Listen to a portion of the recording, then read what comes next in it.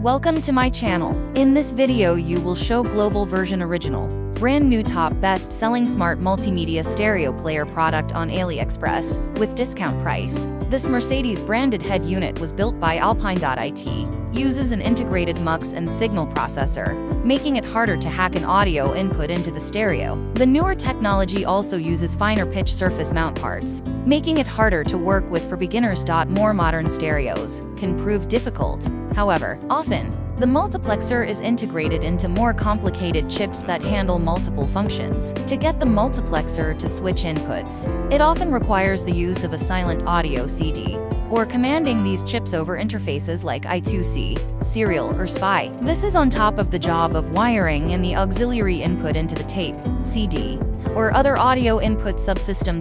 For instance, the Mercedes Audio 10 CD head unit, as produced by Alpine in the late 1990s, features the Philips TEA688OH signal processor IC. This chip handles volume, treble, and bass controls, as well as certain radio signal processing tasks, while also acting as the multiplexer as well. Wiring the auxiliary input into the CD input is simple enough, but getting the stereo to actually switch to that input is harder. Many elect to simply burn an audio CD with a silent track that lasts an hour. Inserting that into the deck gets the CD input selected, and the auxiliary audio can play through on top of the silent output from the CD itself. However, it's an inelegant solution that requires the user to keep a disc on hand to switch into auxiliary mode, and it also means the mechanical disc player must be maintained in working order. And Arduino Pro Micro are stuffed inside the stereo, along with a DP-DT relay to switch the I2C bus. An external button is used to trigger the Arduino to switch to auxiliary input on command. Obviously, the latter case is much harder work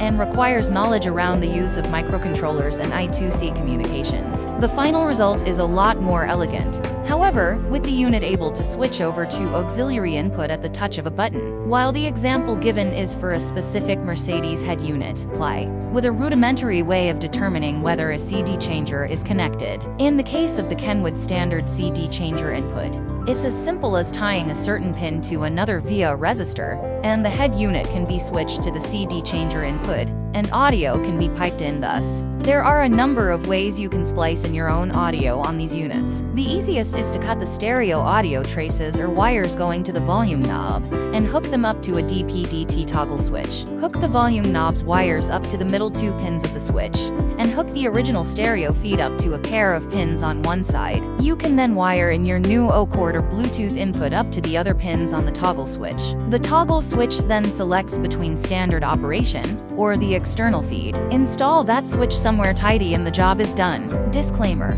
these choices may be out of date. All of these products may not be in stores. We don't know when if this will be back in stock. You need to go to Top 5 All Best Multimedia Stereo Player 2023 review link to see the most recent updates to the list. Thank you for watching. Please subscribe this channel.